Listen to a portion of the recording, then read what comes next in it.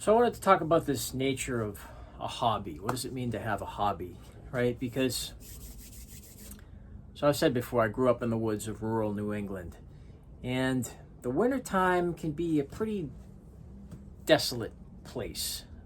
There's not a lot to do, especially at night. It's cold, it's windy, and a lot of people will have their job and then they go home and then they watch television or go on the internet or the computer or scrolling and what have you. When I moved to Los Angeles in 2020, the winter of 2023, winter of 2024, excuse me, February. And I remember at that time, it was the record coldest temperature it had ever hit at that time of year in that place. So it was cold.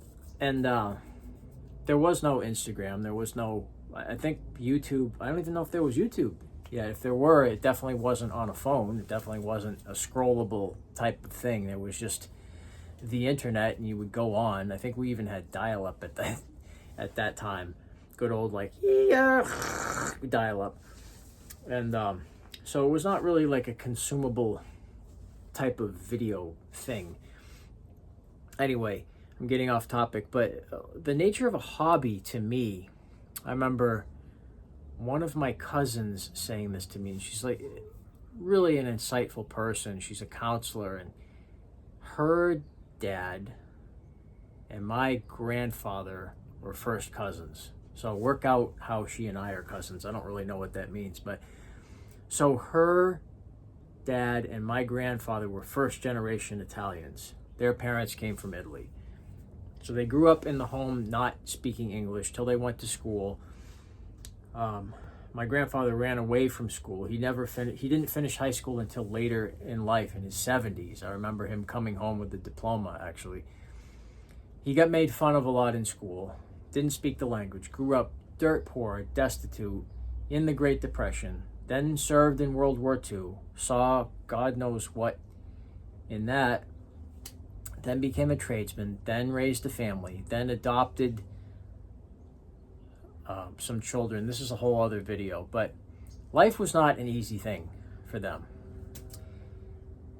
But yet, they were able to find hobbies and meaning and pleasure and satisfaction in these different activities. And to relate it back to what I was talking about, the wintertime was a really desolate place, and I really feel like it's a privilege of man, hold for the airplane, trying to tie this all in together. So hopefully you're still listening.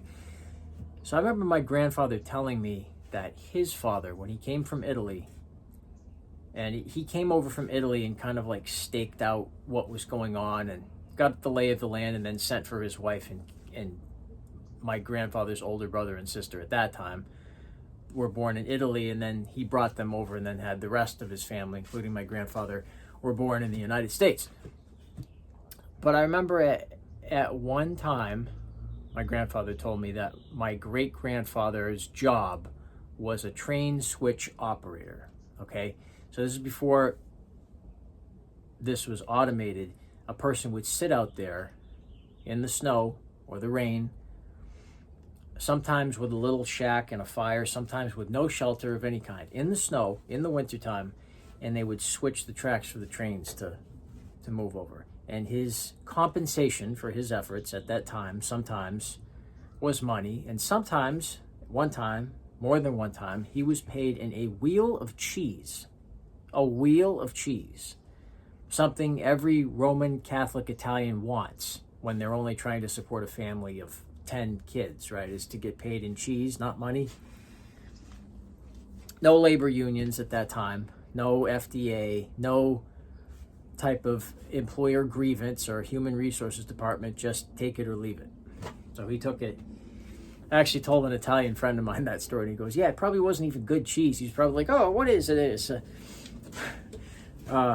Yeah, so anyway, so then he had children, and they had children, and so life gets a little easier along the way comparatively. But going back to my grandfather, his generation, after surviving the Great Depression, after serving in World War II, to find, not just to eke out an existence and survive, but to find pleasure in antiquing, collecting bottles, finding something to bring your focus to bear once the struggle for food and shelter and warmth has been conquered.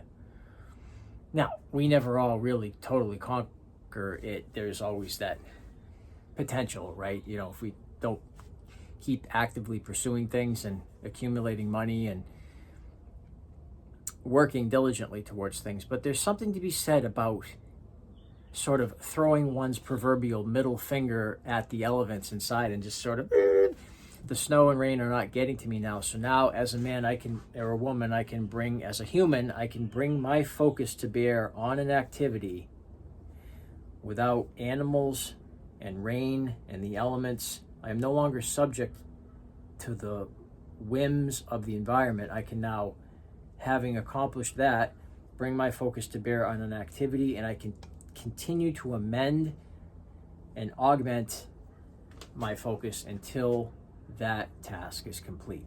And I think that that is really the nature of craftsmanship and the human condition. And it's important. So I'm going to go back to this gentleman, another gentleman. I had to look him up because I couldn't remember his name, Rex Kruger. I've not met Mr. Kruger, but I really enjoy your content, Mr. Kruger, if you're listening. I've enjoyed his woodworking videos for years. He's an incredible craftsman, but also really insightful. And one of the videos that he put up was on being a hobbyist. I'm sorry, I'm grossly paraphrasing this, Mr. Kruger, again, if you're listening. But the sentiment was, you want to be careful what you become a pro at. And he was a hobbyist woodworker for years. Now, I say hobbyist, there's kind of a discrepancy when people think, well, what's a pro and what's a hobbyist? Well, you know, the other thing too is like these tools, right? What does it say on the side? It doesn't say DeWalt, doesn't say Makita, it says Ryobi, right? And I remember seeing a video once, it's like, well, what's a professional tool and what's a hobbyist tool? Well, I've used this tool and I made things with them, and then I sold them and I made money. So does that means it's a professional tool because I sold it, right? You see where I'm going with this. So Rex Kruger was saying, well, I was a hobbyist and I sold things, but I didn't really consider myself a pro, because now when you're a pro, it almost takes a lot of the enjoyment out of the activity inherently, because now you need to maintain a schedule and a certain work ethic and a level of things. You can't just take a video of yourself. It's like you have an editing schedule and a video schedule and a craftsmanship schedule, and you have to crank out a certain amount of videos, content, and things for you to have a self-sustaining business model. So you want to be careful what you become a professional at. Now, my grandfather was a professional carpenter. He went to trade school under the GI Bill. Actually, he wanted to become a plumber, and they didn't have any plumber apprenticeships available, so he took carpenter and he became a master carpenter. And I don't know, would I be a woodworker if he had gotten his apprenticeship under the GI Bill? I don't know. Maybe I'd be doing YouTube videos on how to fix a toilet instead of how to use a lathe. I don't know. But or a chainsaw. I don't know. We'll never know. But he still found enjoyment later in life. He built dollhouses. He found ways to enjoy the craft of woodworking once it was no longer necessary to provide food and shelter for he and his child, and his family, his children. So it's a privilege to have a hobby in life. It's a privilege to do something. And I notice a lot of people, a lot of different artists, or people that call themselves artists, you'll do something completely unrelated and different than pursuing that art, that one thing that you say is going to be the meaning, be all, end all of your existence. Surprisingly, from artists, I've gotten a lot of feedback of like, oh, why are you doing that? Oh, chainsaws. Oh, it's a waste of time. You can tell yourself. And I went to private school, so a lot of times it was like, especially the trades were looked down on. Any type of trade, mechanic. It was like, well, you just become a sort of a business professional person or higher education person, a lawyer, a doctor, real estate executive, whatever it is, a teacher, an educator. whatever is considered at that time, but a blue-collar trade was looked down on. In fact, my high school didn't have wood shop or trades of any kind. And college, forget it. So I sort of found my way back to the trades on my own, the love of it.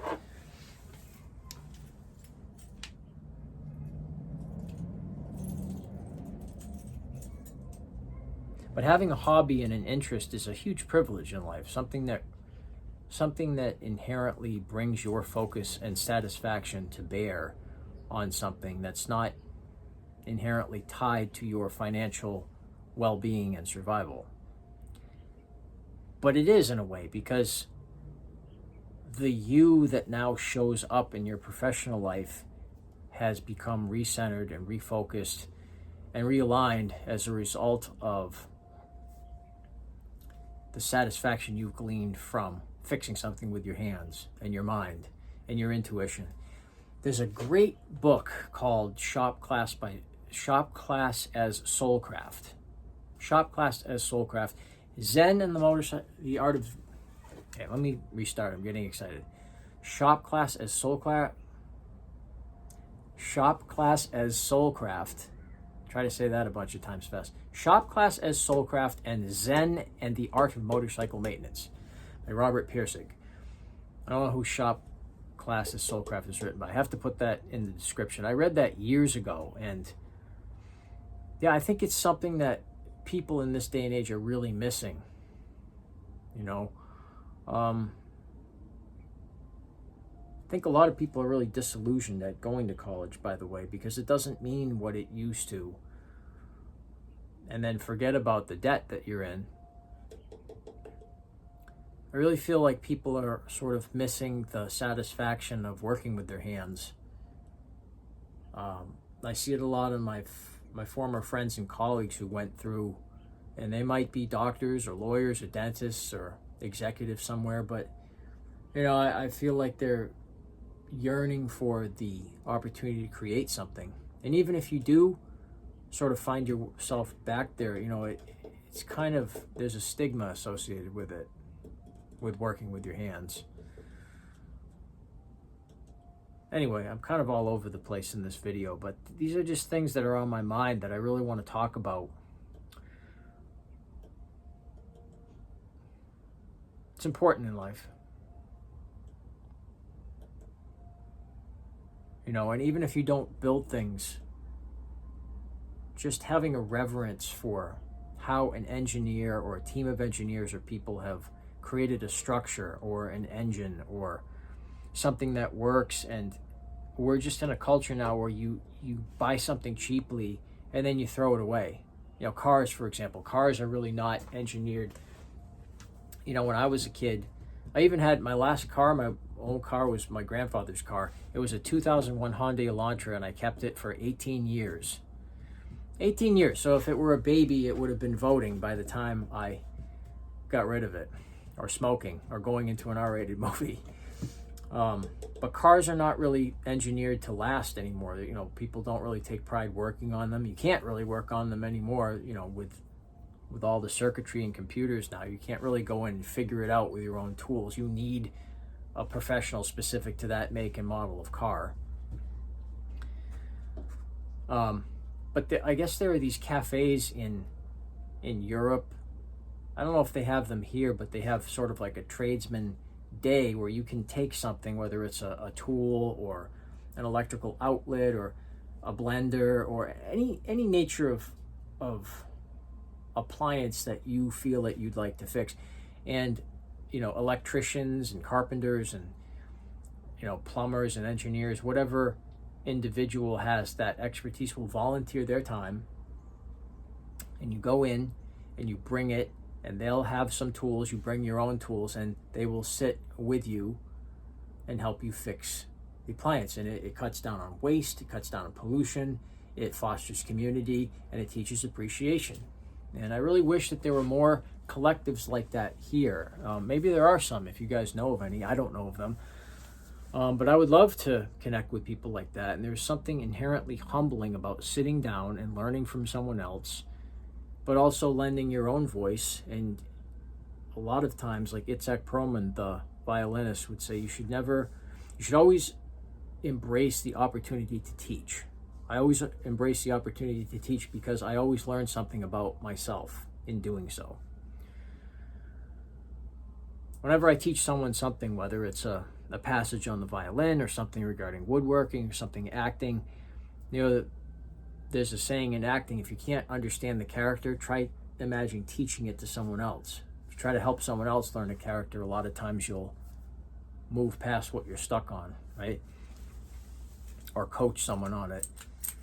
So, yeah, I'm still working on this chess set. I always come back to the chess set. I'm working on the horses today. I might mess around with that Lombard chainsaw a little bit and try to unstick it. Waiting for some help from this gentleman. And yeah, that's where I'm at today. So I welcome any comments. I'm just really interested in connecting with fellow craftsmen and creatives on here. I had a lovely woman leave a comment on about a cooking show that she started years ago, and that was just so amazing to me. That someone was able to take a passion and a hobby. Cooking is a necessity, right? We all need to cook things and prepare food. You can't just eat out every day, especially with the way food is nowadays. So this woman was selecting vegetables in the grocery store, and people came up to her to ask what vegetables. And so she approached all these networks on the possibility of making a cooking show, and she was rejected a number of times until she produced her own local access cooking show in Vermont, which I just think is incredible and fantastic and so inspiring. I'd love to find a way to look at that. Anybody knows what it was? So, yeah, we're all out there finding our own path. This is just a great time. I think it's a new renaissance in discovery, in information, in personal growth, and it's exciting. So I hope you guys enjoyed some of this content. I know it's a little rambly, but if you're with me, you're with me. All right, I'm Patrick Tatton. I'll see you guys soon.